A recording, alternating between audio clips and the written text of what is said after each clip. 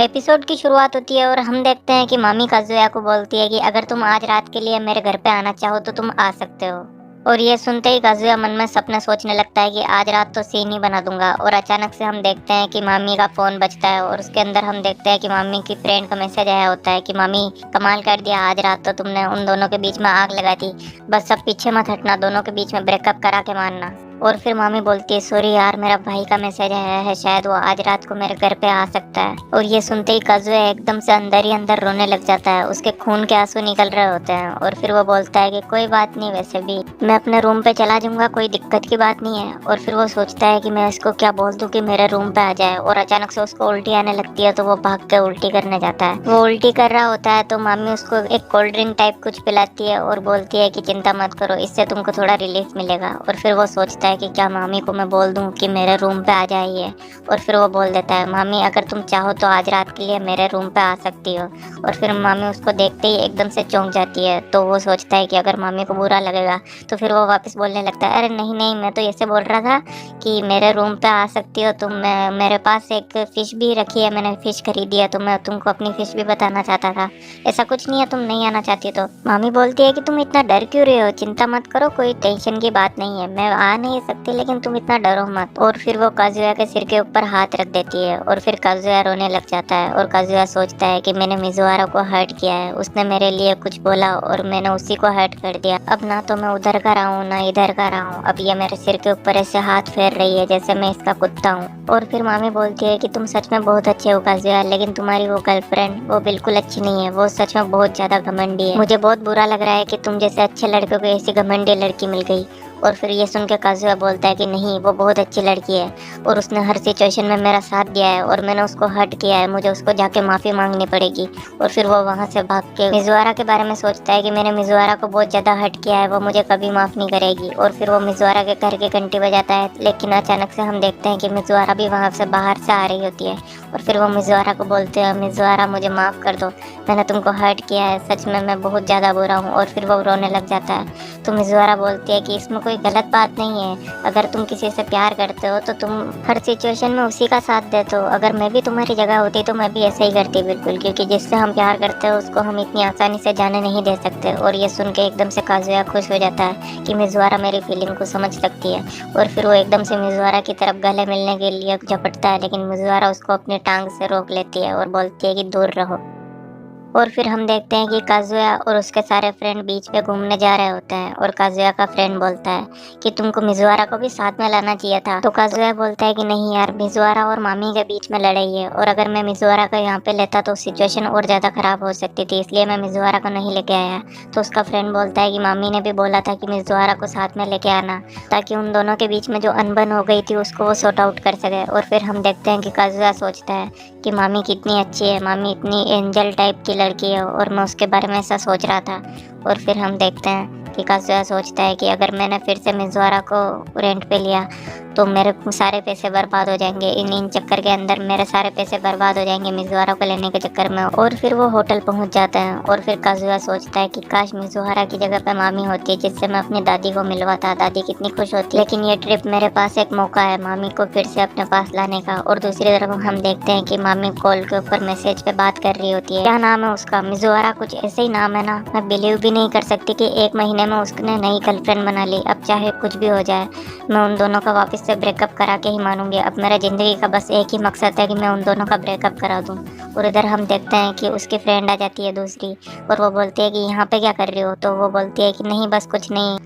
और फिर scene shift होता है और हम देखते हैं कि मिजुआरा भी उसी बीच पे अपने फ्रेंड के साथ आई होती है। और दूसरी तरफ हम देखते हैं कि काजुया बैठा होता है और फिर उसके पास मामी आती है और बोलती है हे काजुया कैसे हो तुम। और फिर वो बोलती है कि सॉरी काजुया, कल रात के लिए मुझे सच में मैंने पी रखी थी और उस टाइम पे मैं नशे में थी, इसलिए मैंने कुछ भी बोल दिया और मुझे बहुत दुख हो रहा है उस बात के बारे में। तो काजुया सोचता है कितनी अच्छी है ये इतने टाइम से बस यही सोच रही थी कि मुझको सॉरी कैसे बोले। और फिर मामी बोलती है तुमको याद है ना जब हमारा फर्स्ट किस हुआ था उस रात को, वो सच में रात बहुत सुहानी थी। उस रात को मैं हमेशा याद करके मुस्कुराती हूँ। और फिर काजुया बोलता है, हाँ वो रात तो मुझे भी हमेशा याद आती है। और मैं इमोशनल हो जाता हूँ। और फिर मामी बोलती है, तुमको वो याद है ना जब हम दोनों साथ में बैठा करते थे और बोलते थे फ्यूचर के बारे में कि हमारे कितने बच्चे होंगे और बच्चों के नाम क्या होंगे। ये सुनते ही काजुया खुश हो जाता है और सोचता है कि ये भी मुझसे प्यार करती है और अंदर ही अंदर मेरे ही बारे में सोचती रहती है हमेशा। फिर मामी बोलती है कि अब इन चीज़ों के बारे में सोच के क्या फ़ायदा, वैसे भी अब वो दिन चले गए। और फिर काजुया सोचता है कि मुझे इसको रेंटल गर्लफ्रेंड के बारे में सच बता देना चाहिए। और फिर काजुया बोलता है कि ये सब झूठ है, मैं और मिजुआरा दोनों। और अचानक से हम देखते हैं कि मिजुआरा की फ्रेंड और मिजुआरा वहाँ पे आ जाते हैं और फिर वो दोनों टेंशन में आ जाते हैं कि ये आखिरकार यहाँ पे क्या कर रही है। काजुया सोचता है कि अब मैं क्या करूँगा। और फिर हम देखते हैं मिजुआरा जैसे ही काजुया को देखती है और वो अपना मुंह फेर लेती है और पीछे की तरफ मुंह कर लेती है। और फिर काजुया का दोस्त बोलता है, तुमको तो मैं जानता हूँ, शायद तुम हमारे कॉलेज में हो ना। और फिर वो बोलती है, हाँ मैं लिटरेचर कर रही हूँ। और फिर काजुया बोलता है कि इन सबको पता भी नहीं चल रहा है कि ये यही मिजुआरा है, क्या कमाल की बात है। और फिर वो काजुया का दोस्त आता है और बोलता है, तुमको शायद मैंने और भी कहीं पे देखा है। तो वो बोलती है कि नहीं नहीं, शायद हम पहली ही बार मिले हैं।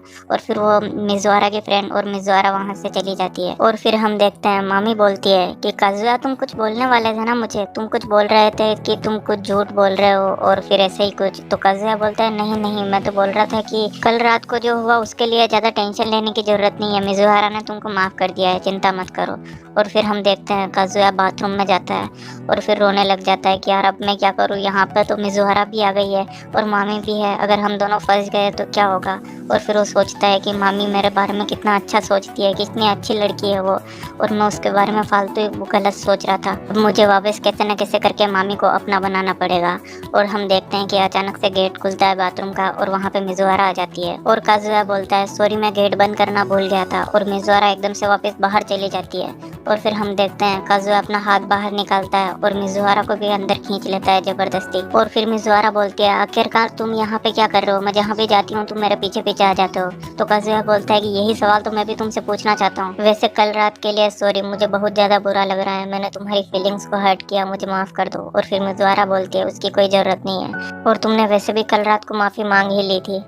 और इतने में हम देखते हैं कि बाथरूम के बाहर मामी आ जाती है और बोलती है कि कौन है अंदर। और फिर काजुआ बाहर निकलता है और बोलता है कि कोई नहीं है अंदर, बस मैं बात कर रहा था, कॉल पे बात कर रहा था।